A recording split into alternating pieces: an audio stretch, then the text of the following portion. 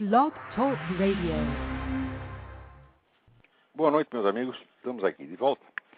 Queria começar dando aqui alguns avisos. O primeiro é que vai haver uma reunião do Farol da Democracia em Belo Horizonte, agora no dia 15. Vocês deem uma olhada no site www.faroldademocracia.org e lá tem as instruções para vocês fazerem os contatos, tá bom?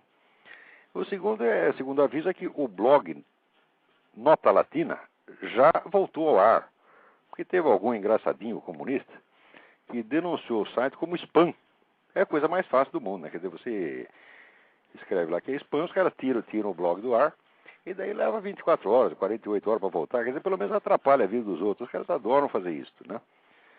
E isso aí já é costume. Então não é para assustar, não é insistir e não desistir.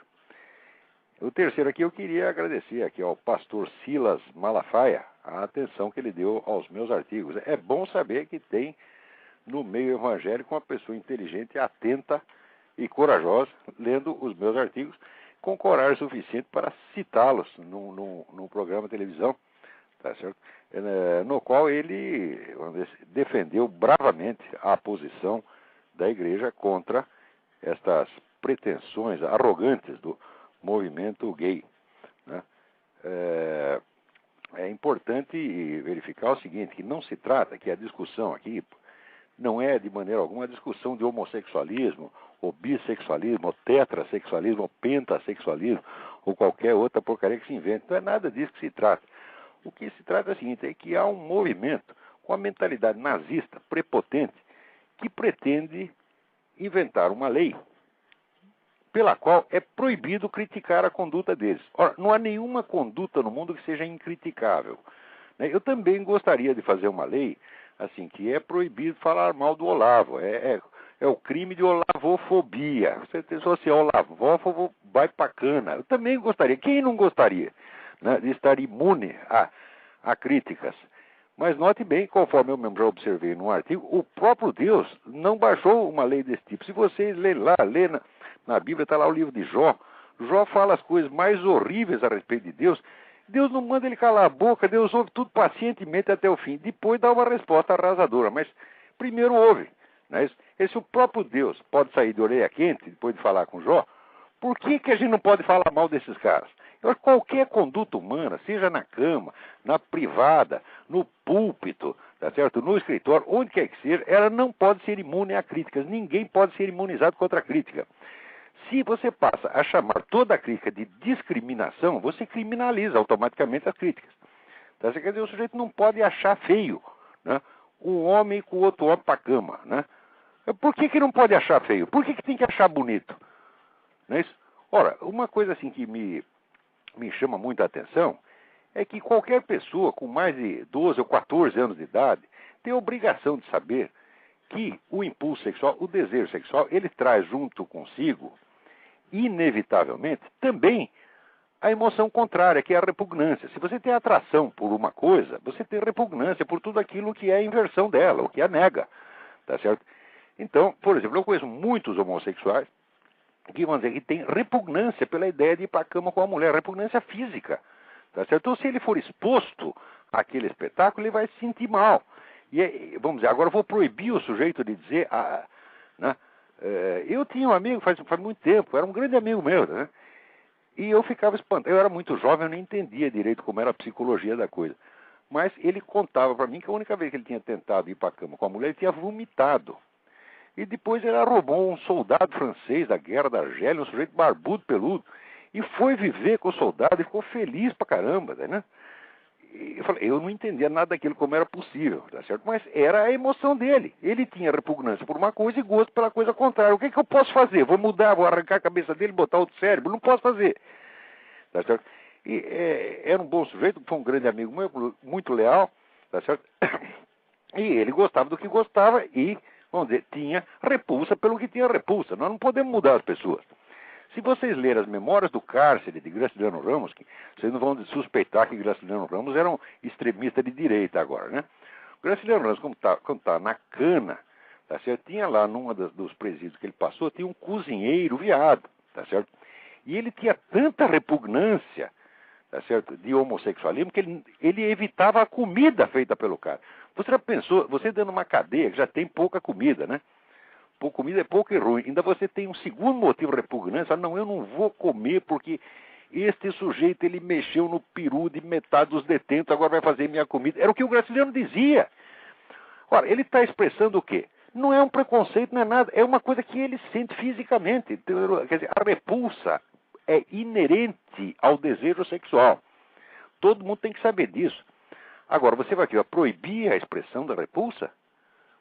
Né? Eu lembro aquele caso, já contei aqui, dos camaradas que eram da sauna gay. Né? Era sauna de machão, todo mundo musculoso, peludo, era um bando assim, era tipo Schwarzenegger, Mike Tyson, Sylvester Stallone, né? Tudo com cara assim de pirata, os negros perigosos pra caramba, um apaixonadinho pelo outro. De repente entrou lá um traveco, com 2 peitão de silicone, né? Os caras ficaram revoltados, dizendo, não, isso aqui é lugar de macho, não pode entrar isso aqui. E eles diziam abertamente, nós temos nojo disso. O que eu vou fazer? Vou prender todos esses camaradas? Né? Pois é o que eles mesmo querem fazer com a gente. Né? Eu, pessoalmente, eu não tenho repugnância por nada disso, eu só fico assim, às vezes, como é que diz? Um pouco embasbacado, né? Quando eu estava lá em Paris, em 2000, e acho que 2001, sei lá, teve o primeiro, 98, ela teve o primeiro dessas paradas gay, né? E eu estava lá, inocentemente, de repente, desembarcou 200 mil gays na cidade, né? Que vinha dos Estados Unidos, da Suécia, era tudo uns homens de 2,10 metros de altura, por outro tanto de largura, né? Assim, um abraçadinho no outro, né? E ali em Paris tem aquele restaurante que você come na rua, né? Fica as mesinhas, os caras, né? Você estava comendo ali, vinha 4 daqueles sentavam na minha mesa, né? Com licença e tal, né? E eu ficava ali assustado, não podia fazer nada, né? E de vez em quando tinha lá umas expressões afetivas, não dava uns beijinhos, né? Chamava de meu amor e tal. O que eu ia fazer? Se eu fosse rir ali, eu ia apanhar, né? Mas se eu risse, eu estava no meu direito, ora, porra, né? Não precisa exercê-la assim também sem educação, mas pelo menos rir escondido a gente pode. Pô, né? Eu não tenho como não achar engraçado. 2 negros barbudo, tá certo? Barbudo, grandão, né? Fortão, um falando pro outro, meu amor. Não é difícil engolir, pô. É uma coisa natural, espontânea, tá entendendo? Eu não tenho repugnância nenhuma, mas eu não consigo deixar de achar engraçado, tá certo? Então, agora, tudo isso são, tanto a reação do sujeito lá na sauna gay, quanto a minha reação, ali em Paris, são coisas espontâneas, não é preconceito, não. É um sentimento natural humano. Tá certo? Quer dizer, a atração é um sentimento tão natural quanto a repulsa. Ó, eles vão criminalizar isso aí. Agora você imagina, se você criminaliza expressões espontâneas dessa, você desmantela toda a estrutura psíquica das pessoas, porque o sujeito é obrigado a controlar uma coisa que nele é natural e espontânea, e com a qual ele está acostumado há décadas. Quer dizer, eu já estou com 60 anos de idade, né? Eu não lembro de ter a minha reação a isso ter mudado, né? Nos últimos 40 anos não mudou, né? Então, de repente, aquilo é criminalizado e você, aos 60 anos, você tem que mudar todo o seu sistema de reações reflexas. Veja a monstruosidade psicológica disso aí. Ora, o camarada que propõe essa lei, ele sabe perfeitamente disto. E sabe, uma coisa importante, se você obrigar uma pessoa a agir contra o sentimento e a convicção dela, em 82% dos casos, segundo as pesquisas, o sujeito vai retroativamente justificar a mudança, tá certo? E vai, vamos dizer, passar realmente a aprovar aquilo que ele condenava. Quer dizer, isso é manipulação psicológica, tá certo? Isso é quase uma lavagem cerebral. Isso é, vamos dizer, uma coisa de uma malícia, tá certo? Verdadeiramente criminosa. Agora, para vocês verem como nessas coisas, né, vigora somente a hipocrisia, vejam o caso desse senador Larry Craig aqui, senador de Minneapolis. Foi preso no aeroporto de Minneapolis. Por quê? Ele estava sentado no banheiro e deu umas batidinhas na porta, né? E isso aí é código. O sujeito gay está numa cabine de banheiro, ele dá umas batidinhas, né, para dizer para o outro, né? Eu não sei como é que é possível, porque o sujeito está na cabine de banheiro, um não vê o outro. Ele vai dizer o que? Acho você muito gostoso, atraente, embora não esteja vendo, né? Embora nunca tenha visto mais gordo, né? Mas sei lá como é, dizem que é um código. E aconteceu que estava ali um agente de polícia justamente observando o senador. E daí cataram o senador e disseram, se isso foi uma proposta gay. Foi, não foi, foi, não foi. Daí a polícia disse, bom, nós vamos aqui armar um rolo para você. Se você se declarar culpado, a gente libera você já. Senão vai dar um rolo tremendo. Daí o cara se declarou culpado. Quer dizer, um homem de quase 80 anos, tá certo, que nunca teve nenhum caso gay com ninguém, ele confessou que aquilo era uma proposta gay. A partir daí, o que fizeram? Em vez de livrar a cara do sujeito, não, aí que armaram um escândalo. E o camarada tem que acabar renunciando ao Senado por pressão do Partido Democrata inteiro, mais alguns do Partido Republicano. Uns meses atrás, teve o caso do tal do Mark Foley. Mark Foley também era um deputado que andou passando uns bilhetinhos eróticos para estagiários. Tinha um estagiário de 16 anos, né? Ele passou um bilhetinho, né? Ah, acho você gostoso ou gostosa, sei lá, coisa desse tipo, né? E deu um rolo também e o cara também teve que renunciar. Agora acontece o seguinte, e se fosse do Partido Democrata? No Partido Democrata, você pode comer quanto menor de idade você queira. Você pode armar um puteiro dentro do Congresso e não acontece nada. Nada. E a mídia não noticia. Veja aqui teve o caso desses Barney Frank e Jerry Stubbs, que eram deputados. Um desses aqui, não é que ele não passou um bilhetinho para um rapaz menor de idade. Ele comeu, o rapaz comeu ou deu, sei lá o que fizeram na cama. Mas alguma coisa fez. Tá certo? Bom, no caso do Larry Craig e do Mark Foley, saíram centenas e centenas de notícias, debate na televisão, etc, etc. O caso do Barney Frank não foi notícia, saiu uma notinha, né? Lá na página interna escondida. Nunca mais se falou do assunto. E o cara tá lá no Congresso até hoje, né? E esse outro, né, esse deputado William Jefferson, que cataram o sujeito com $90 mil de propina na geladeira, né? O que fizeram com ele? Deram para ele um lugar no Comitê de Segurança Nacional. Quer dizer, o cara tá provado que é corrupto, está lá no Comitê de Segurança Nacional. Alguém na mídia reclamou contra isso? Nada. Tá certo? Tem o outro também, Alan Mulholland, que está sendo investigado pelo FBI. Né? Veja você como essa tumba Partido Democrata. Né? O sujeito tem um caso de corrupção, está sendo investigado pelo FBI. Os democratas botam ele no comitê que supervisiona o orçamento do próprio FBI. Tá certo? Tem algum jornal que reclama, o New York Times reclama, a NBC reclama, ninguém reclama, simplesmente não noticia. Aqui vocês podem acompanhar no site mediaresearch.org, o site do Brent Bozell, né? Ele fez lá um cotejo, uma comparação, um número de notícias que saiu a respeito de casos como Larry Craig, que não fez nada, deu as batidinhas na porta, e o outro que passou um bilhetinho. Eram centenas de notícias. E depois o caso do outro que realmente comeu menor de idade, que sai 2 ou 3 noticinhas.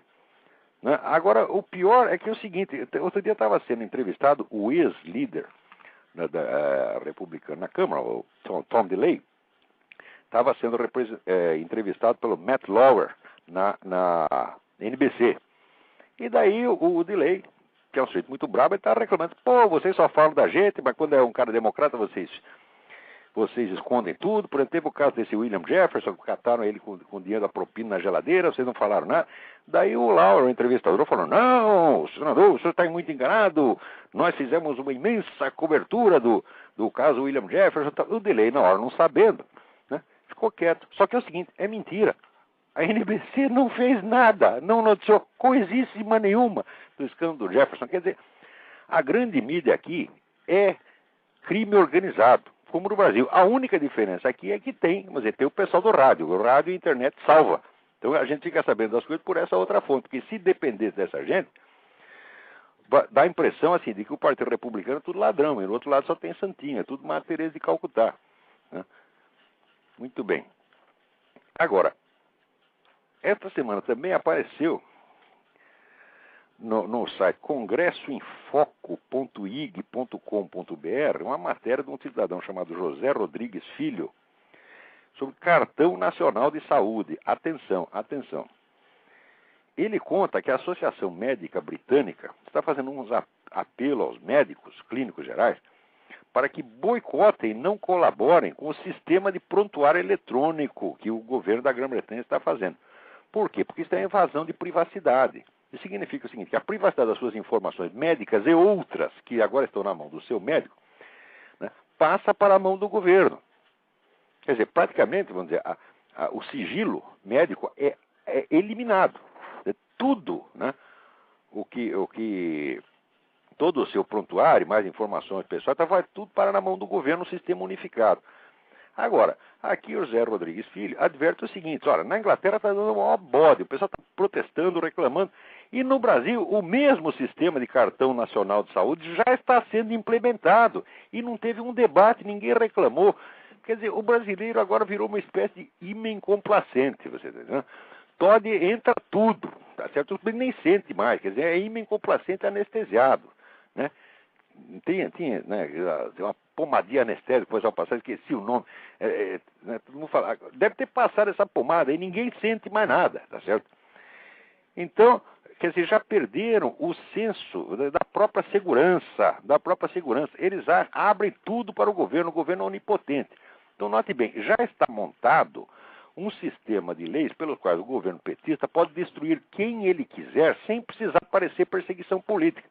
Se não pega pelo lado fiscal, pega pelo lado trabalhista. Se não pega por aí, pega por homofobia, né?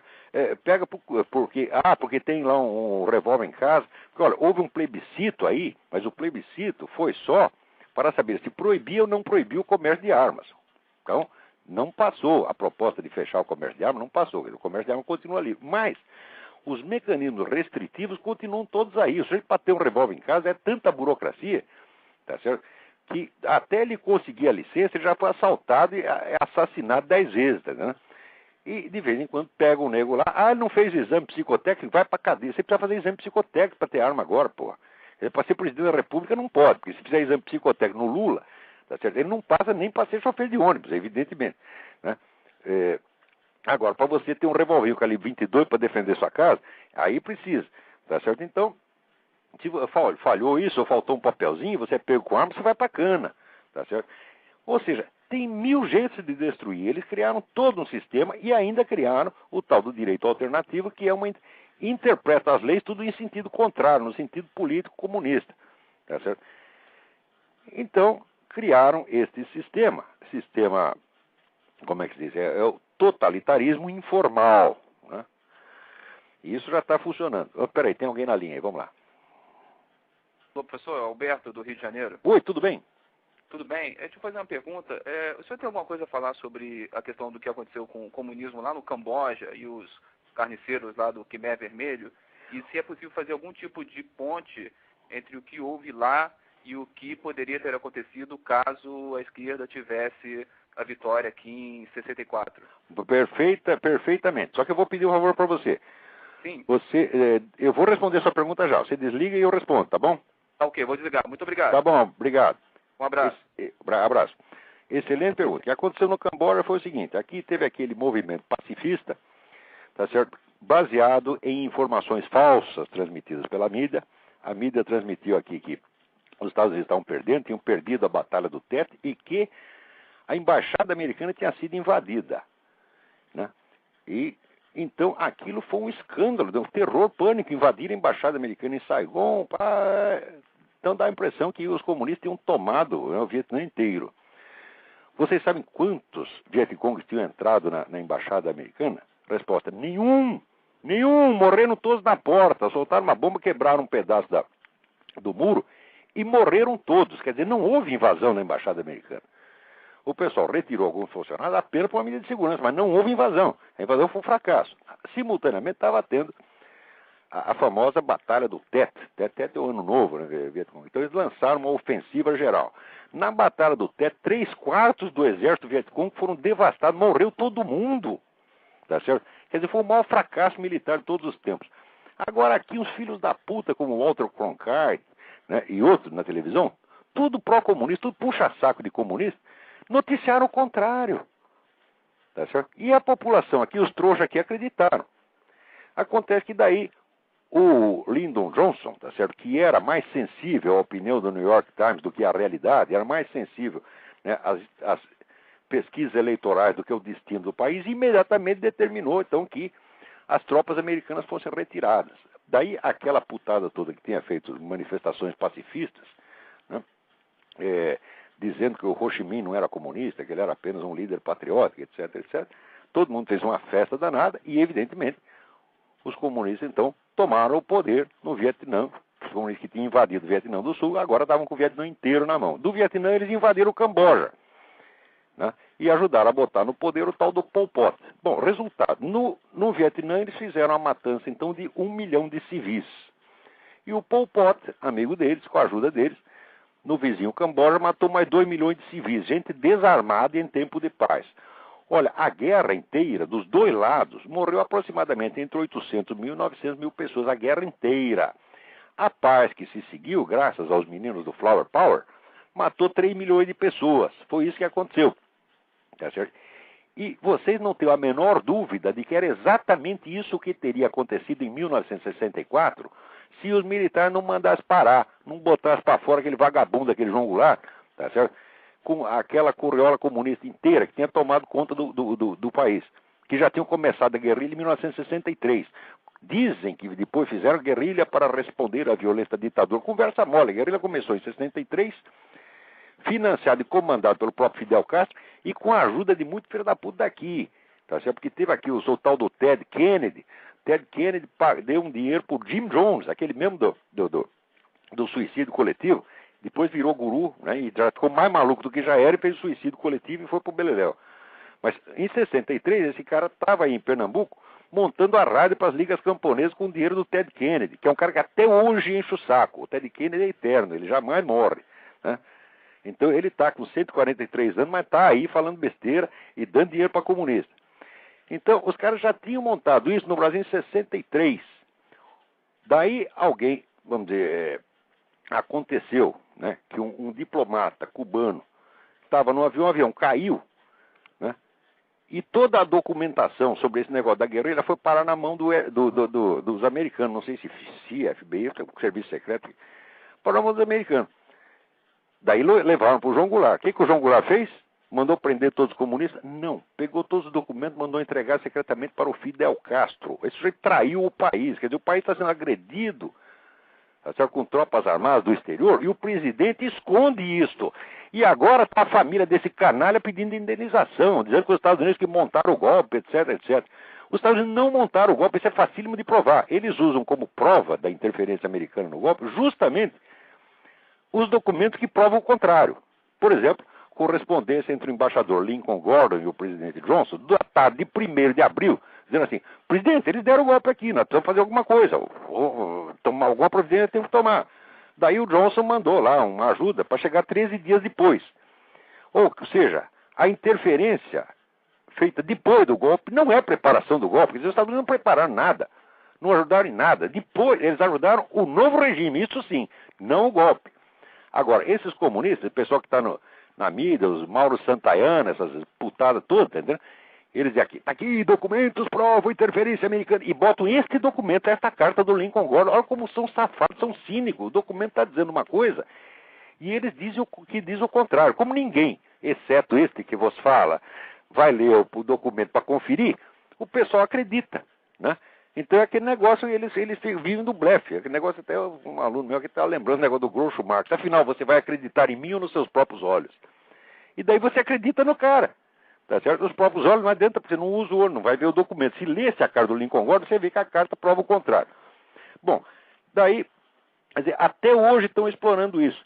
Os Estados Unidos não ajudaram, deveriam ter ajudado. Ele falou assim, vergonhice não ajudar. Agora, se quer saber, eles ajudaram a desmantelar o regime militar. Isto sim. Por quê? Botar na cabeça que precisa democratizar o continente. Para democratizar tem que tirar os milicos.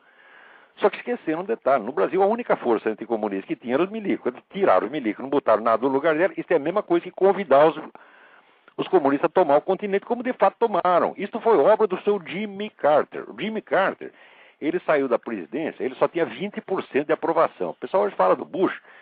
O Bush ainda tem, quando chegou no pior, no mais baixo, ele estava com 34% de aprovação. Quer dizer, o recordista ainda é o Jimmy Carter, tá certo? Que era uma besta quadrada, metido, fala do que não sabe, e é puxa-saco de tudo quanto é ditador sanguinário comunista do mundo. Este cara ajudou a desmontar o governo militar e trazer de volta essa cambada comunista que está nos governando até hoje. Agora, isto não é intervenção americana. Não é isso? Muito bem. Peraí, tem outro... Então, é exatamente isso aí. Não tem um lugar onde esse pessoal tenha tomado poder que não tenha seguido o morticínio. Note bem, esse mesmo pessoal brasileiro que fica choramingando aí de que, fomos perseguidos, fomos oprimidos, o governo matou 500. Bom, mas o governo matou 500, vocês mataram 200. Tá certo? Quer dizer, foi por isso que o governo ganhou. Se fosse o contrário, vocês ganhavam. O governo ganhou porque ele matou mais gente. É coisa óbvia, guerra é guerra, né? E esse mesmo pessoal, enquanto isso, os que estavam em Cuba, muitos trabalharam para o serviço secreto cubano, quer dizer, eram membros do aparato repressivo cubano, que nesses 20 anos, enquanto o Brasil morria 500 guerrilheiros, morreu dentro de Cuba, ali morreu mais de 10 mil pessoas, civis. Ou seja, esses caras são culpados do genocídio cubano. Esses mesmos que ficam aí choramingando. Pior, agora inventaram esse negócio de que houve ocultação de cadáver. Por quê? Porque o exército brasileiro entrava em combate com os caras, matava eles e deixava eles lá. Nunca na história do mundo, nenhum exército jamais catou cadáver dos seus adversários. E agora eles inventaram que isso é ocultação de cadáver e querem que vá lá o coronel Lício mostrar onde está o cadáver. Ele lá sabe onde está o cadáver, porra. Tá certo? Agora, cá entre nós, matar e depois ocultar os cadáveres é especialidade comunista, eles sempre fizeram isto. Fizeram de montão. O caso mais célebre é os famosos oficiais poloneses. 20 mil cadáveres que os russos mataram e esconderam numa floresta. Tá certo? Anos depois, quando veio o julgamento de Nuremberg, ainda tiveram a cara de pau de dizer que foram os nazistas que tinham matado. Quer dizer, como se tivesse escassez de crime nazista. Está faltando, os nazistas não fizeram nenhum crime, vamos inventar um para dar para eles, né? Como se os nazistas não tivessem feito merda suficiente. Então daí os russos atribuíram a eles. E tiveram a cara de pau, né, de tirar proveito disso no julgamento de Nuremberg. Anos depois veio prova definitiva de que tinha sido os próprios russos que fizeram. Mas esse é só um caso entre milhares. Em Cuba está cheio de cadáver oculto, meu Deus do céu. Agora, isso quer dizer, o comunista não tem nada contra ocultar cadáver. Ele acha isso bonito, é normal. Agora, ele sabe que nós, os burgueses, tá certo? Nós, os reacionários, temos sentimentos morais. E eles sabem explorar esses sentimentos, tá certo? Então, se faz de vítima, no fundo eles acham até engraçado, tá certo? Para eles, tanto faz cadáver como não cadáver, não tem respeito nenhum, os caras não acreditam nem em alma. Para eles aquilo é um monte de, apenas um monte de célula de carbono, tá entendendo? Não muito diferente, né, biologicamente de um cocô, tá certo? Eles não têm respeito nenhum, nunca tiveram. Agora, eles sabem que as outras pessoas têm, então eles exploram isso, proxenetam esses cadáveres. Agora, o cadáver do outro lado não interessa. O cadáver do outro lado não merece respeito, né? Então, vamos lá, parece que tem 4 pessoas querendo falar. Vamos lá. Alô, Olavo? Alô? Quem é? Alô, Olavo? Oi. Aqui é o Luiz Guilherme de Campinas, tudo bom? Luiz Guilherme, tudo bem? Eu recebi o seu vídeo aos seus alunos, você enviou? Sim. E depois dele, eu resolvi... realmente era muito importante aquilo que você disse, mas eu queria fazer 2 perguntas a respeito do Concílio Vaticano II. Faça. Se eu souber, eu respondo. Senão, eu digo que não sei. Tá. O senhor é católico, mas o senhor diz que o Concílio Vaticano II implementou o que os comunistas tinham mandado. Mas quando a gente fala aqui na nossa profissão de fé, que a gente crê na Igreja Católica, e isso não faz que as decisões sejam, que os bispos tomaram, tenham sido inspiradas pelo Espírito Santo e não pelos comunistas? Não, em primeiro lugar, porque aquilo não foi um concílio dogmático. O concílio não decidiu dogma nenhum. Conciliou apenas decisões de ordem pastoral. Essas decisões, vamos dizer, não têm autoridade divina nenhuma. É uma decisão administrativa. Você está entendendo? Então você pode ser contra o quanto você quiser. Agora, os camaradas vendem isso como se fosse uma nova doutrina, que todo mundo tem que abaixar a cabeça e quem está contra é excomungado. Isso é fraude. Você está entendendo? Se fosse um concílio dogmático, estabelecendo novos dogmas, bom, muito bem. Ainda se poderia discutir depois. Tá certo? Mas, vamos dizer, nem o concílio, nem o Papa tem autoridade nenhuma, autoridade divina nenhuma em matéria puramente pastoral. Certo. Pastoral como se fosse, vamos dizer, educação. E o meu crédito está acabando aqui, eu vou fazer outra pergunta rapidamente. Faça. Aí depois o senhor continua se quiser nas outras questões. Uma vez o senhor disse num artigo que o Concílio Vaticano II manteve o que podia ser alterado e alterou o que não podia ser alterado. O que não podia ser alterado e que o Concílio Vaticano alterou. Então, Olha, essa é houve a alterações pergunta. básicas Eu vou no texto, desligar aqui, houve Olavo. alterações Muito básicas. obrigado. Uma das alterações fundamentais do texto da missa foi quando na Santa Ceia Jesus Cristo disse: fazei isto por mim e por muitos. Isto é feito por vós e por muitos. Os caras trocaram por vós e por todos. Por vós e por todos quer dizer o seguinte: está garantindo a salvação universal. Isto é uma fraude monstruosa. Com esta frase, a missa vaticana não vale nada. Ela não vale coisíssima nenhuma. Você está entendendo? Vocês estão assistindo um simulacro de missa. Claro que tem a reserva teológica, é o seguinte, que se o padre oficiar esta missa com a intenção correta, ela ainda pode valer. Quer dizer, você está dependendo de saber qual é a intenção do padre. Quer dizer, não é um texto que valha por si. Ele pode rezar o texto da nova missa com a intenção de estar rezando por dentro a antiga. Então daí a missa vale. Mas como é que você vai saber? Então a missa virou uma loteria esportiva, tá, né? Ou seja, esculhambaram com tudo. E sabiam que estavam fazendo isso. Fizeram de caso pensado. Tá, tudo ali. O Concílio Vaticano já foi vendido para a União Soviética. Antes de começar o concílio, já fizeram o tal do Pacto de Metz, em que se comprometeram a não dizer uma palavra contra o comunismo durante o concílio. Ora, o comunismo examinou todos os problemas do mundo. Tá certo? Falou sobre tudo que existe, exceto uma coisa: comunismo. Então, olha, o comunismo, meu filho, matou mais gente do que 2 guerras mundiais somadas a todos os terremotos e epidemias do século. Será que isso é um problema pequenininho, que é problema insignificante, que o concílio não precisa examinar? Ou seja, eles tinham assinado um acordo, este acordo os excomunga automaticamente, os signatários desses documentos já estão automaticamente excomungados, porque tinha decreto assinado pelo próprio João 23, de que qualquer colaboração prestada por um católico a um partido comunista implica excomunhão automática. Então os signatários desse cardeal Tisserand e outros vagabundos já estavam auto-excomungados. Quem quer que, colaborando com o concílio, sabendo disso, já está auto-excomungado. Tá certo? Então eles fizeram mal à igreja. Olha, meu filho, nem os muçulmanos, com todas as invasões que fizeram, com toda a matança que fizeram tanto mal à igreja quanto esses camaradas fizeram. É horrível isso aí. Essa história é horrorosa. Olha, eu não sou ninguém, eu não tenho autoridade religiosa nenhuma, eu sou um pecador, eu sou um filho da puta, eu sou um canalha, eu sou o que você quiser, mas eu estou dizendo a verdade, e esses caras estão mentindo. Deu para entender? Eu acho que até o rapaz desligou ali, ficou assustado. Então, quem mais? Tem mais alguém aí? Alô? Professor? Eu? Dando sequência ao seu raciocínio sobre comunismo, o senhor fala... Alô? Sim, estou ouvindo.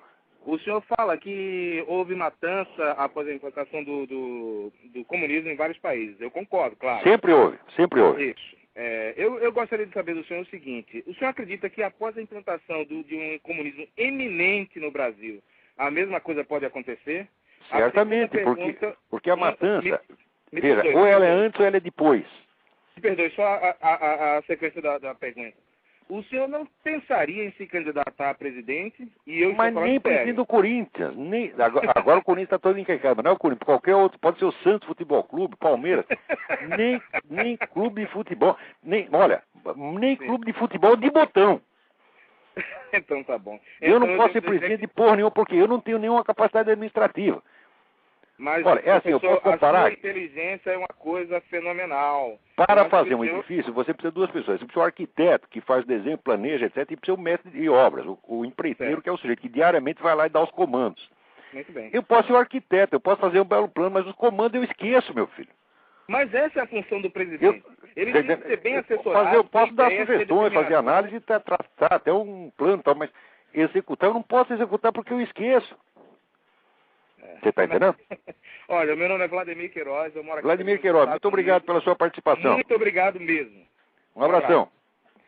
Então, agora vamos lá. Aqui tem um rapaz que botou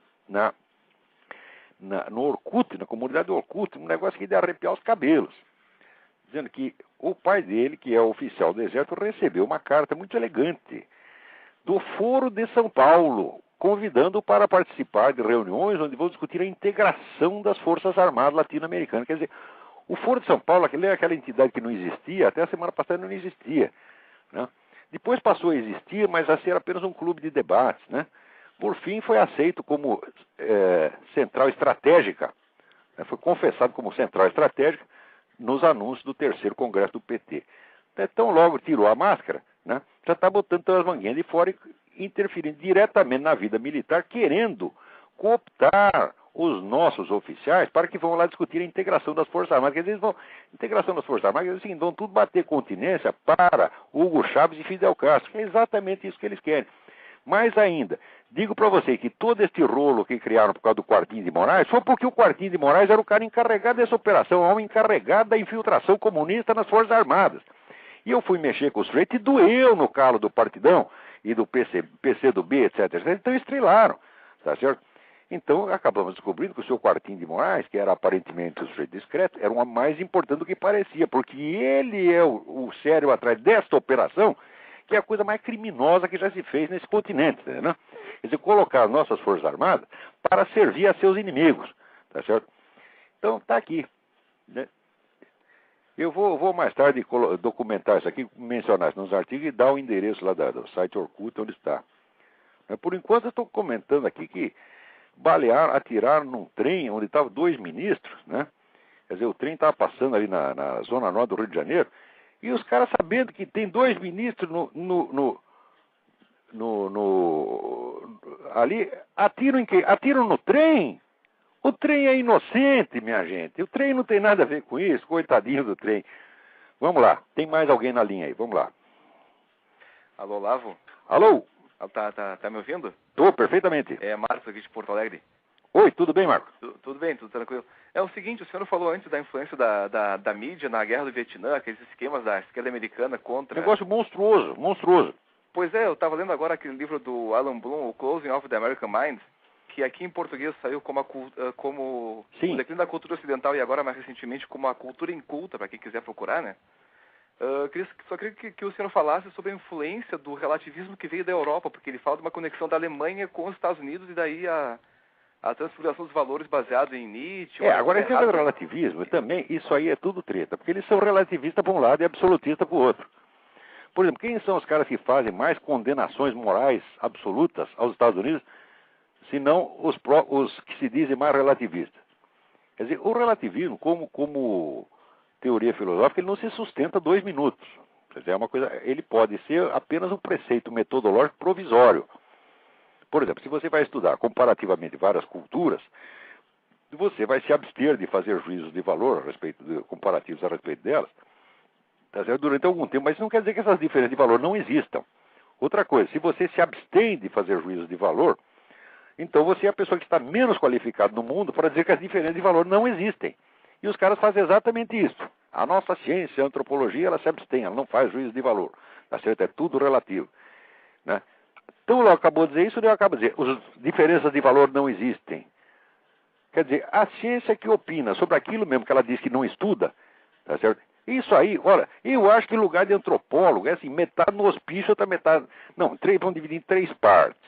Os melhores gêneros põem na rua, os outros no hospício, os outros na cadeia, tá certo? Isso é uma pseudociência monstruosa. Tá certo? A coleção de fraudes na antropologia, esse caso da Margaret Mead, né, que foi lá para as Ilhas Samoa, né, e disse que Samoa era um paraíso, que todo mundo comia todo mundo, né, era total liberdade sexual, e que lá não tinha crimes sexuais, não tinha estupro, né, por causa disso. Quer dizer, estupro é função da repressão. Tá? Muito bem, passou 50 anos, foi um outro sujeito pesquisar lá e resolveu entrevistar as mesmas testemunhas que tinham falado para Margaret Mead. Quando falaram assim, você lembra da dona Margaret Mead que esteve aí? Os caras começavam a rir e dizer aquilo era uma velha louca. Ela queria ouvir, ela só queria que a gente falasse que ela queria ouvir. Então a gente começou a mentir, falou tudo mentira para ela. Quando o cara foi verificar, por exemplo, os registros policiais, tinha mais estupro em Samoa do que em Nova York. E essa mulher foi assim, ela foi a rainha da antropologia americana. Tem discípulos até hoje. Quer dizer, essa é charlatã inconsciente, a mulher era uma idiota completa, que acreditou nela mesma. Tá certo? E agora, ela acreditar nela mesma, tudo bem, essa vai para o hospício. Agora, os caras que continuam apregoando isso depois de revelado a fraude dela, esse deviam ir para a cadeia. Né? Aposto que no Brasil não tem uma faculdade de ciências sociais que os caras contem que a obra de Margaret Mead é fraude. Ninguém conta isso no Brasil. Aqui, pelo menos, se discute isso. E a gente fica sabendo das coisas. Mas no Brasil, é a censura total. Não, e só para encerrar, assim, eu já até também já largo a linha. Eu queria saber se o senhor sabe dizer quem trouxe para os Estados Unidos essas correntes. E desde já agradeço o tempo aí. Olha, tudo isso aí começou com o pessoal da escola de Frankfurt. Que vieram todos para cá. Quer dizer, é engraçado. Os caras, seguinte, eles estavam na Alemanha, ferrados, tá certo? Porque a maior parte dos membros da escola de Frankfurt eram judeus. Judeu traidor, esse judeu que hoje venderia Israel por 2 bananas, tá entendendo? Mas era judeu de origem, tá certo? Então, quando veio o negócio do nazismo, eles ficaram numa situação terrível e tiveram que ir para os Estados Unidos. E daí chegava aqui, dizendo o seguinte: os Estados Unidos é igualzinho à Alemanha, é a Alemanha nazista, a mesma coisa. Tanto era a mesma coisa, lá na Alemanha, o cara pegava um nego desse, jogava no campo de concentração, deixava sem comida, o cara ficava pesando 25 quilos e depois morria. Aqui, os americanos, o que faziam? Davam um emprego pro cara, tá certo? O sujeito era toda semana entrevistado na TV, era honrado, ganhava não sei quantos prêmios, tá certo? 5 em 5 anos, tem um ano sabático sem precisar dar aula. Você tinha as melhores condições do mundo, tá certo? Alguns ficaram muito ricos. Horkheimer ficou muito rico, tá certo? E você vê que era igualzinho à Alemanha nazista. Tá bom, Lavo. Como é que a gente pode levar a sério esses caras que eram um bando de charlata? Theodor Adorno. Agora, Theodor Adorno escrevia para a revista nazista e puxava o saco de Joseph Goebbels, achava isso antes da guerra. E depois de esconder, varreram isso para baixo do tapete, e esse merda tem admiradores até hoje. Theodor Adorno não valia o que comia. Não é que não valia o que comia, não valia o que peidava.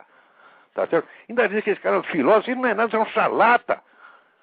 O sujeito assim, ele escreve, tá certo, para quem paga mais, para quem ele sente, agora o Goebbels que está no poder, pronto, ele virou um grande esteta musical. Agora mudou, agora Joseph Stalin, então viva Joseph Stalin. Essa gente não vale o que come, pô. O que come não vale o que um cachorro come. Porque um ser humano não é comida, é peido. Então vamos lá. Tá bom, lá, um abraço, senhor. Um abração. Deus abençoe. Vamos lá, outra, tem alguém na linha? Sou Alô? Lavo. Eu? Joel Savelli. Oi, tudo bem? Tudo bom. Olha só, é o seguinte, eu tô vendo assim que a sua candidatura já é quase um clamor nacional. Não, até o clamor nacional é o seguinte: demitam o Olavo de Carvalho já, imediatamente. Não, olha só, falando já sério. pedi demissão, já renunciei ao mandato. A minha pergunta também é quase uma súplica. Não, assim, ao menos como uma estratégia para poder forçar um debate com essa canalhada aí em canal aberto. Você não consideraria essa possibilidade? Não, de jeito nenhum. Eu não tenho talento para isto. Estou dizendo para você, eu não tenho capacidade. No Brasil, qualquer cocô falante acha que tem capacidade. Tá certo? Depois que botaram o Lula, aí botaram o Gilberto Gil de ministro da Cultura, todo mundo acha que pode tudo. Eu sei o que eu posso. Tá certo? Não, eu tô entendendo o que você está falando, mas eu até acho que eu sou um negro inteligente. Né? Quando eu era moleque, eu tinha um complexo enorme de ser burro. Eu achava que todo mundo entendia tudo, só eu não entendia nada.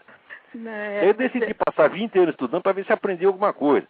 Hoje eu já estou até começando a achar que eu sou inteligente. Alguma coisinha aí, né? Mas eu digo assim, mesmo para forçar assim, esse debate público numa TV aberta, entende?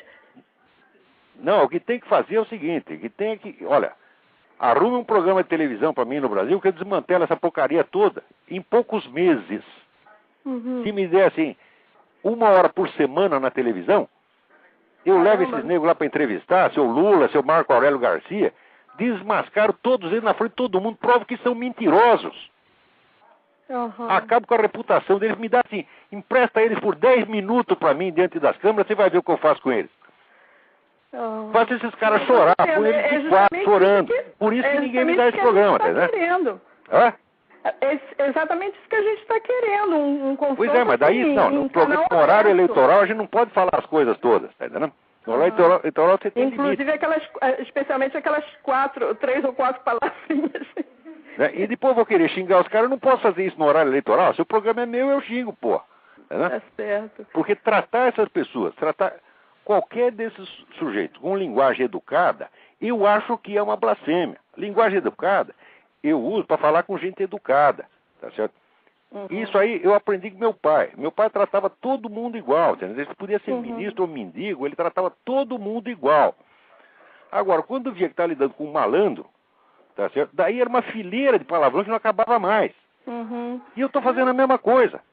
Eu chamar qualquer desses caras abaixo de filho da puta, tá entendendo? Já é um desrespeito para com a língua portuguesa. É verdade. Esse pessoal com esse negócio do Foro de São Paulo, essa aliança macabra com o Foro de São Paulo. Significa aliança com o Farc, aliança política. Eu não estou falando de dinheiro, não. O PT lá está precisando de dinheiro da Farc. O PT tem dinheiro pra caramba. Tá certo? Aí é aliança de rico com rico. Não é isso. É vantagem política. Eles estão conspirando para obter o poder total na América Latina. Então o Partido Legal vai lá, faz um plano junto com uma quadrilha de narcotraficantes e assassinos para conquistar o poder total. Esse partido é automaticamente criminoso, ele não precisa levar um tostão nisto. É verdade. Porque as Farc é uma das responsáveis por esses 50 mil homicídios anuais que tem no Brasil. E eu acho que a vida dos brasileiros ou de qualquer ser humano vale muito mais do que dinheiro público ou privado. Quer dizer, os crimes de corrupção perto disso são nada. Nós estamos sendo governados por uma gangue de assassinos. É verdade. Que ainda ficam chorando por causa daqueles cadáveres de 30 anos atrás. E dos cadáveres que o pessoal da Farc, os amigos dele, estão fazendo agora. 50 mil brasileiros por ano, isso não é brincadeira. Agora, como é que eu vou tratar com respeito um canalha desse? Não tenho respeito. Não tem como, não. É que nem o cara num programa de televisão lá no Rio Grande do Sul, o senhor está faltando com respeito ao nosso governador. Eu falei, não tenho respeito mesmo.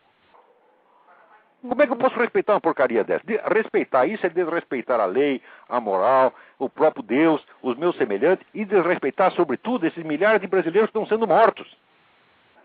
Enquanto esses camaradas ficam brincando de polícia, você está entendendo? É verdade. Né? Eles vão, agora que nós vamos investigar as empresas que estão sonegando e tal.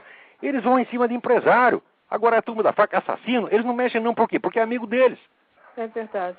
E isso não é uma conjectura minha, não é uma interpretação minha. Isso está assinado. A solidariedade do PT às Farc, solidariedade integral, defender as Farc incondicionalmente contra qualquer ataque que sofra. E isso está assinado pela unanimidade do Foro de São Paulo. Esse é documento oficial. Portanto, não é uma interpretação que eu estou fazendo. Agora, cadê os líderes empresariais? Cadê os líderes oposicionistas? Cadê os líderes das Forças Armadas que diante de uma coisa dessa não agem? É absurdo, inteiramente absurdo.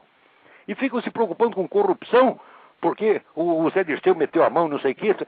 Olha, pô, esse negócio do Zé Dirceu, mensalão perto da Farc e Foro de São Paulo, é assim, ladrão de galinha. É verdade. Então é isso que a gente está dizendo para esses pessoal. Acordem.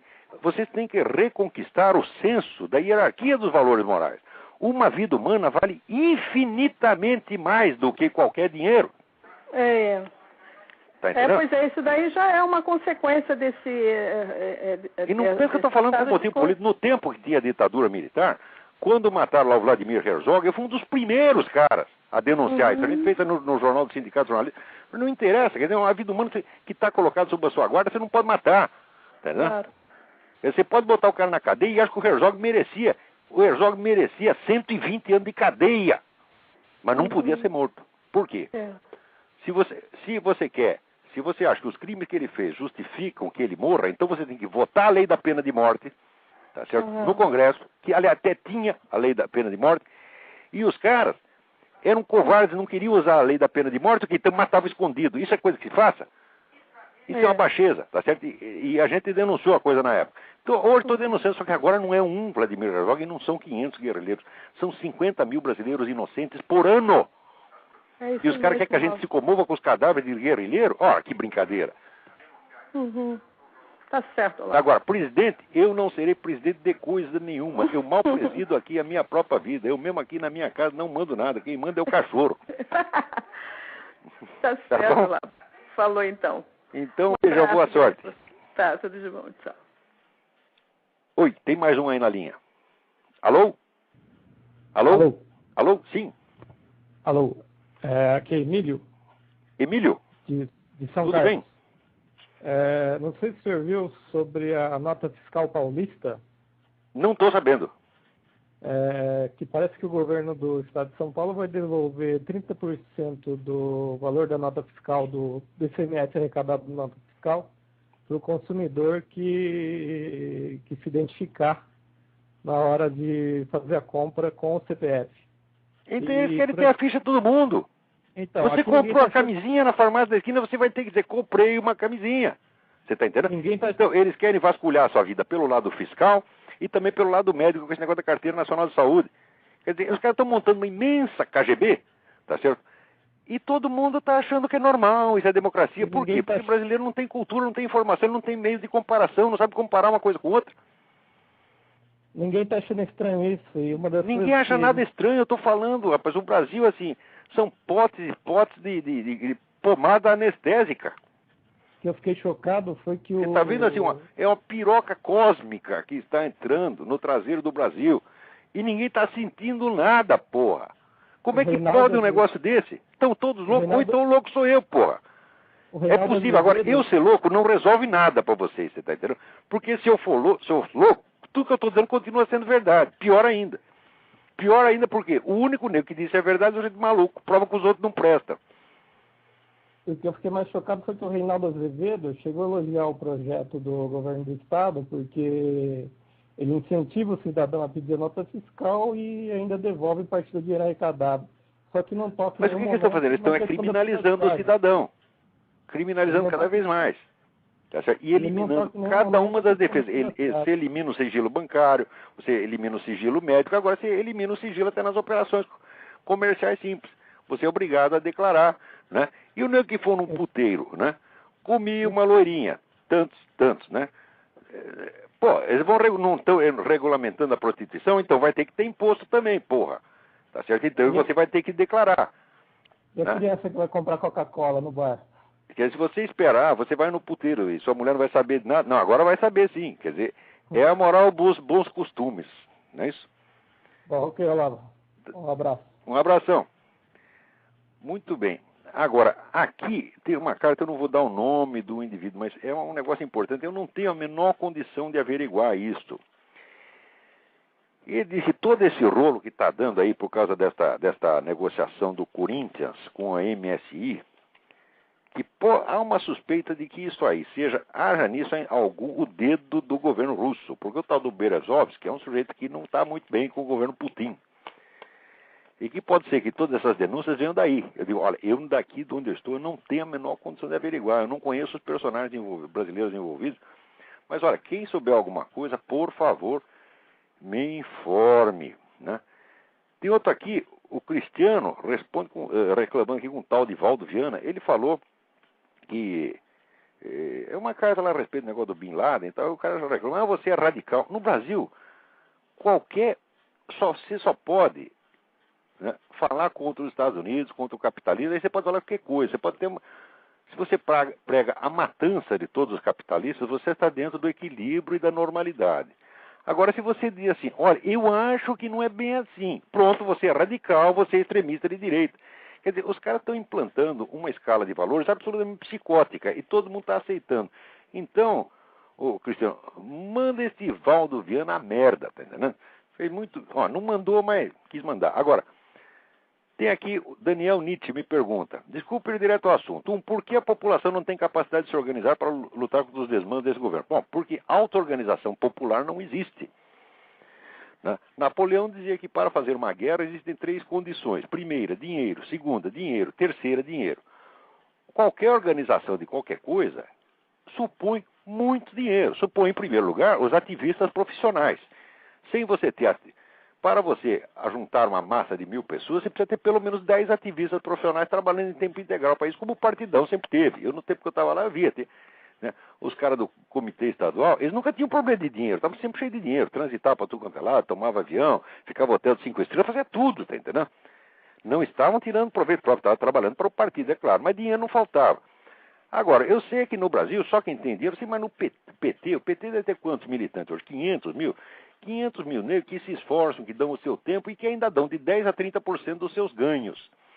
Então, isso aí estou falando só das contribuições legais, sem falar de treta, sem falar de mensalão, etc, etc. Depois que os caras subiram no governo, né, soma-se ao dinheiro dos contribuintes voluntários, todo o dinheiro que foi roubado, que foi, vamos dizer, a maior roubalheira que houve na história do Brasil é o PT. Então, o dinheiro deles é ilimitado, ilimitado. Agora, se você quer... Eu, por exemplo, aqui eu gostaria muito, por exemplo, de ter uma secretária aqui trabalhando para mim, né? Atendendo os telefones, fazendo pelo menos limpando os escritórios de vez em quando. Eu não tenho dinheiro para isso, tá entendendo? E se eu peço, eu ponho um apelo lá, gente, aqui eu estou ferrado, porque eu estou fazendo trabalho de 20 e não tenho dinheiro para manter isso. Por exemplo, cada vez que eu saio daqui para ir para Washington, fico lá 2, 3 dias, vai $500, $600. Eu não tenho mais essa grana, tá certo?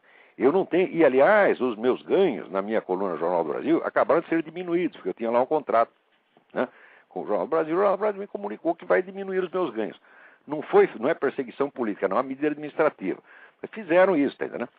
Então, quer dizer, eu já estava sem dinheiro, agora vou ter mais um pouco. Então, eu gostaria, por exemplo, muito de poder informar aqui a opinião pública americana do que se passa na América Latina e no Brasil. Mas como é que eu posso fazer isso sozinho? Agora, se eu não consigo ter uma secretária, como é que vai organizar um movimento no Brasil? A situação está muito pior do que você está pensando, Daniel. A gente não tem onde cair morto. Os caras pegaram toda a grana e eles têm todos os meios. Só que eles levaram 40 anos para fazer isso. Ora, eu me lembro assim que no meu livro de 1993, Nova Era da Revolução Cultural, eu já explicava toda essa questão da hegemonia cultural naquela época, como a hegemonia cultural ia rapidamente se transformar em poder absoluto. Então vai fazer 14 anos. Foi a mesma coisa falar com a porta. Eu falei com o empresário, falei com o general, falei com o político, falei com intelectuais, tá certo? Não adiantou nada. Por quê? Porque os caras têm medo de ver a realidade. E o brasileiro é assim, quando ele tem medo de uma coisa, ele diz que aquilo não está acontecendo. Né? E diz que o maluco é você. Eu digo, olha, para mim maluquice não é enxergar a realidade, maluquice é tampar os olhos, maluquice é a política da avestruz, meter o cabeça no buraquinho para não enxergar o que está acontecendo. A segunda pergunta, quem seria o nosso líder? A palavra líder foi abolida do vocabulário brasileiro, não tem líder para coisa nenhuma, você está entendendo? Não tem, os nossos políticos são tudo frouxo. Frouxo, cagão, covarde, porra.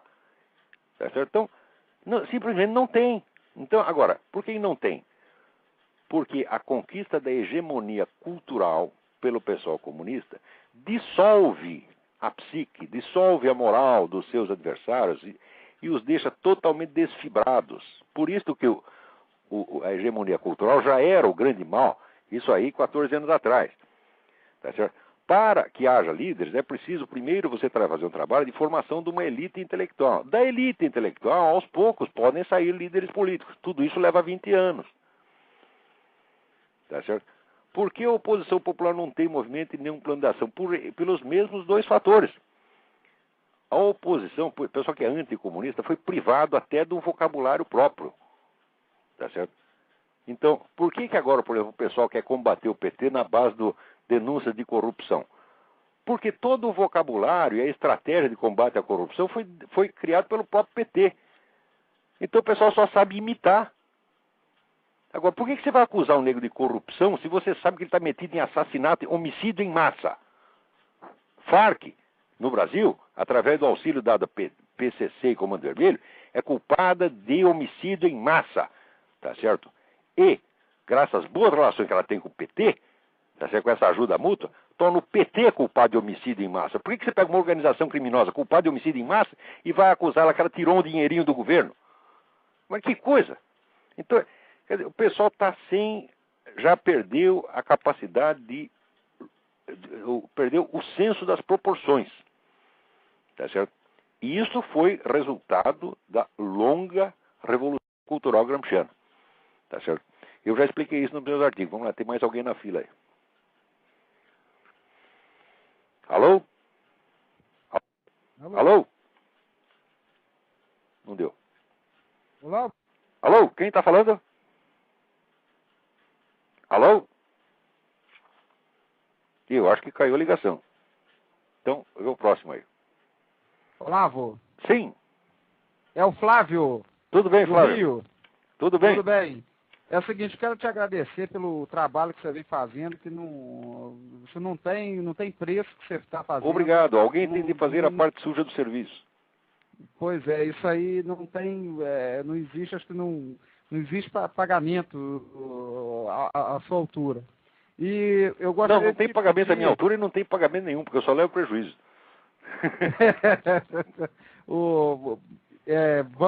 Vamos tentar criar uma forma, com o tempo nós vamos criar uma maneira de pelo menos tentar desenvolver isso melhor, até da parte financeira. Vamos bolar junto com Olha, eu acho os que outros. quem está tentando fazer um trabalho bom aí, esse pessoal do Farol da Democracia está realmente trabalhando.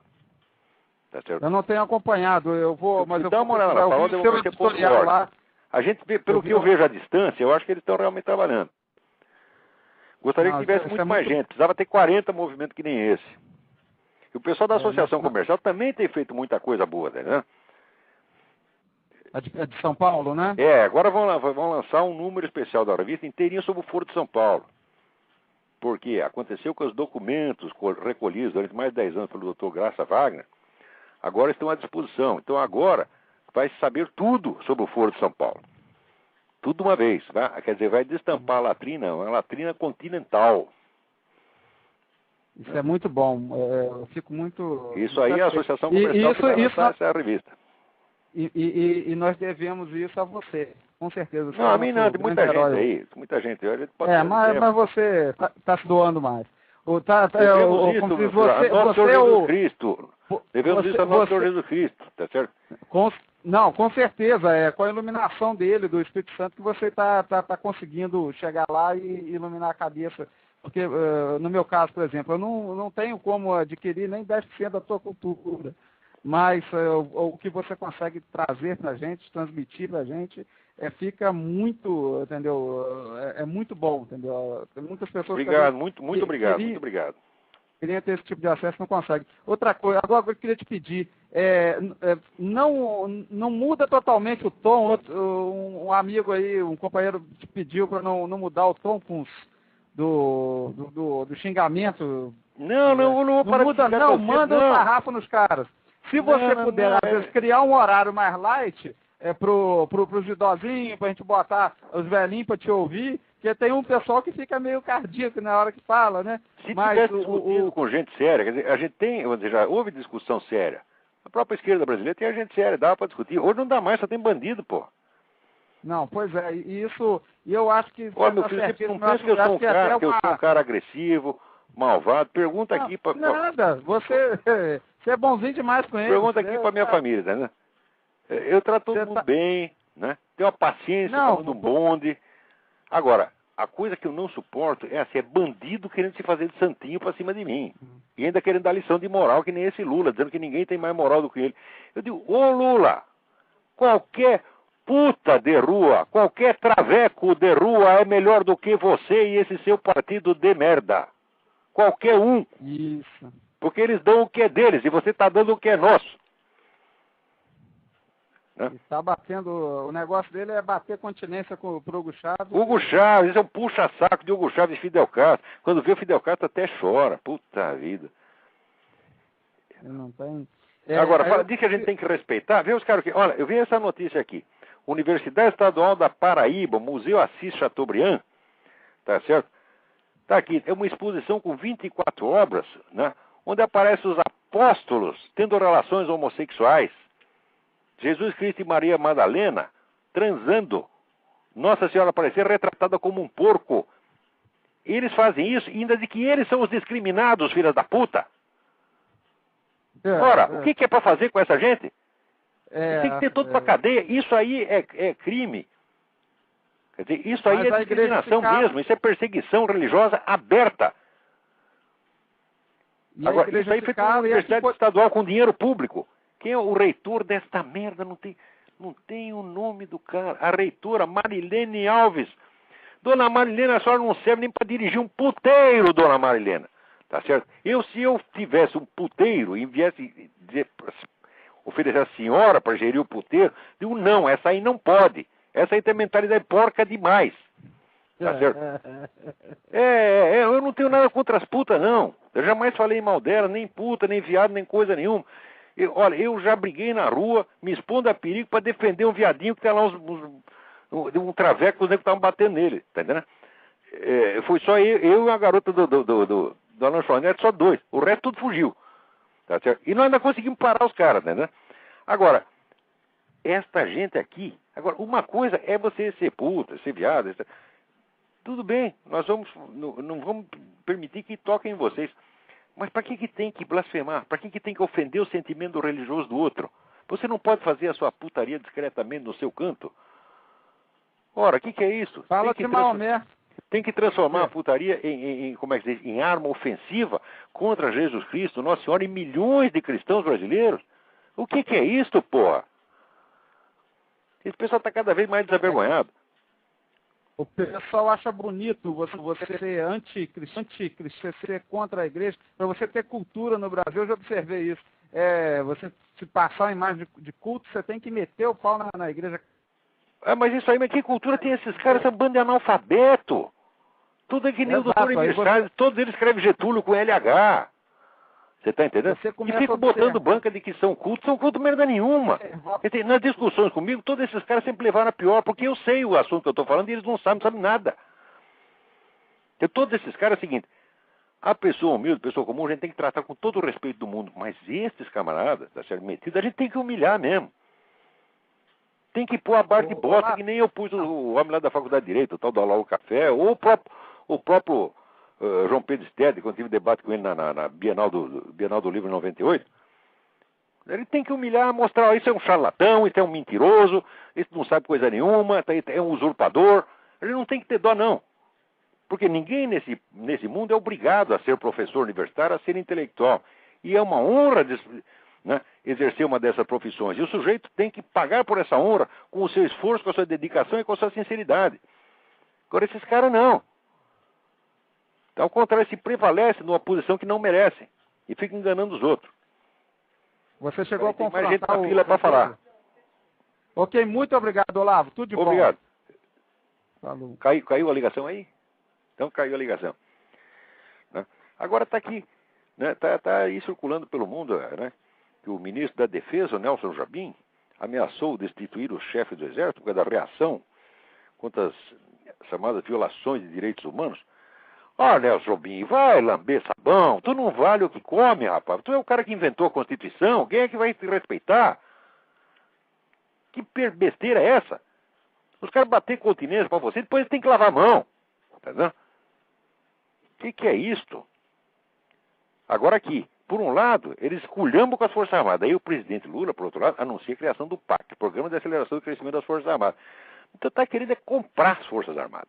Nós vamos tirar a sua honra e vamos te dar um dinheirinho, talvez até dê um dinheirinho para você fazer a bombinha atômica e brincar de bomba atômica. Quer dizer, se os militares brasileiros aceitarem isso, eles terão perdido o último resíduo de honra e de vergonha na cara. Eu espero que eles não façam isso, eu creio que não vão fazer, não vão ceder a essa coisa, não. Tá certo? Muito bem. Espera aí, agora tem mais um telefone, mas é o último porque o nosso tempo está acabando. Alô? Alô? Alô? Alô, quem é? Jorge Jaquinto. Jorge? Isso, de Belo Horizonte. Horizonte. Tudo bem? Nós temos um minuto, Jorge. Tá. Diga. Olavo, eu tenho te acompanhado há muito tempo. E eu, na verdade, nessa luta que você está afirmando agora, desde 1969 que eu participo dela. Inicialmente na TFP e depois, de maneira particular, eu sempre acompanhei isso. Né? Para você ter ideia, em 1900, na época da Revolução Sandinista, eu me infiltrei, inclusive, fui nos encontros que teve no Rio de Janeiro, Deve ter descoberto coisas do Arco da Velha lá. No Teatro Clara Nunes, que teve aquele encontro todo, com o Márcio Moreira Alves, junto com o Chico Buarque, mais Ferreira Goulart, e etc. Montaram todo aquele esquema para fazer a propaganda da Revolução Sandinista, que no fundo já era o início de todo esse processo que nós vamos assistir. Você vê como esse pessoal sempre age internacionalmente. Claro. Isso é uma rede mundial. Tá? Exatamente. Nessa época, o PT ainda era uma célula, não era uma coisa assim tão organizada como é hoje, porque esse processo de organização do PT ele é muito anterior ao próprio PT, porque na verdade ele O PT é uma fachada, na verdade. Você tem o movimento comunista internacional como sempre teve. Exatamente. Ele hoje se chama PT, como pode chamar outra coisa. Claro, porque na verdade o PT começa quando vem um processo de esquerdização da igreja, quer dizer, com aquelas famosas formação de comunidades de base, é ali que sai toda essa estrutura que nós estamos saindo. Né? E eu venho acompanhando isso há muito tempo e agora, se você foi da TFP, então você sabe o que uma organização conservadora sofre no Brasil. Claro. Porque eu passei anos ouvindo falar o diabo da TFP. E muita coisa eu acreditei. Depois, quando fui ver a história, falei, pô, esses caras nunca fizeram mal para ninguém. Nada. A gente pode discordar de uma coisa ou de outra, mas dizer, quem que a TFP roubou, quem que a TFP matou, quem que a TFP bateu, nunca fez nada disso. Claro. E agora é totalmente demonizado. Mas na verdade aconteceu o seguinte, Olavo, isso é uma coisa até que eu gostaria... Mas fala rápido, nosso tempo está acabando. Tá. Se for o caso, você volta a ligar segunda-feira que vem, hein? Não, tudo bem. Depois, se eu quiser, se eu puder ligar para você particularmente para a gente conversar, seria também interessante.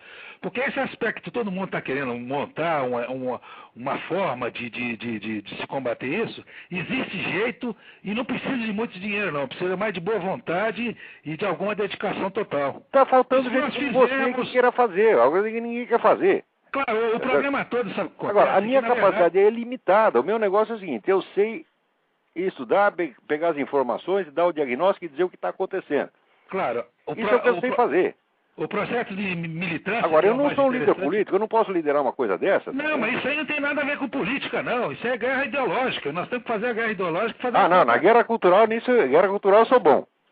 É claro que a gente tem que fazer. A gente tem, através desse seu programa aí, que está na internet, que é muito interessante, nós podemos começar a fazer o proselitismo a partir dos contatos. A gente montar contatos e mandar releasing, mostrando as coisas que estão acontecendo, para o próprio pessoal começar, através da própria internet hoje, que é um mecanismo formidável. Olha, quem quer que se organize para isso no Brasil, qualquer grupo que se organize para isso, eu não participo diretamente, mas tem todo o meu apoio. E vou defender os seus direitos até o fim, você está entendendo? Seja pessoal da TFP, seja o Falou de Democracia, seja o Cansei, eu defendo todo esse movimento, né? Às vezes faço umas críticas também. Quando os caras são frouxos demais, eu critico. Não, o que aconteceu foi exatamente isso, quer dizer, até eu apoio tudo isso. E não precisa ter uniformidade ideológica, não. Cada um que pensa do jeito que pensar, organiza o seu grupo do seu jeito, tá entendendo? Claro!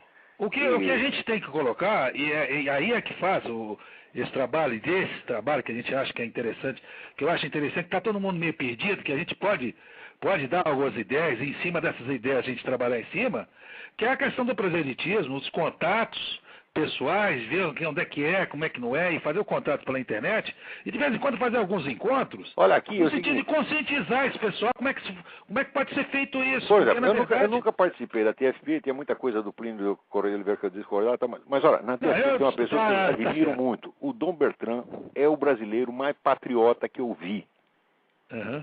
É o sujeito que pensa no Brasil 24 horas por dia, ele está dormindo, está pensando no Brasil, é o cara que mais conhece o problema brasileiro. Claro. Se o Brasil fosse governado por esse cara, seria outra coisa. Se tivesse eleição para presidente, o Dom Bertrand, que fosse candidato, acho que todo mundo ia votar nele, porque o sujeito transpira honestidade. Você olha para a cara dele, você vê que ele é sincero. Posso falar isso? Você está entendendo? Então, é uma pessoa que eu tenho grande admiração, gosto demais dele, tá entendendo? Eu nunca vi um político conhecer os problemas brasileiros como ele conhece. Claro. Então, qualquer que seja... Ele tem uma tradição disso, né? Então, quer dizer, qualquer que sejam lá os defeitos da TFP, a TFP não é nenhuma organização. Não. A questão aqui, tem pelo menos um grande homem lá dentro, que é o Dom Bertrand. Não, na verdade eu estou falando que fui da TFP, mas no sentido dessa ideia do combate da esquerda e tal. Olha, tem que legitimar no Brasil, nós temos que abrir um espaço onde possa haver organizações conservadoras e não sejam criminalizadas. Está entendendo? Porque no mundo inteiro tem, até na França, que todo mundo é comunista, tem a direita é legítima, ela tem os seus jornais, ela fala, então, e ninguém acha que eles são criminosos por ser de direita. Agora no Brasil já criminalizou. Fala extrema-direita, a pessoa que o sujeito é comedor de criancinha.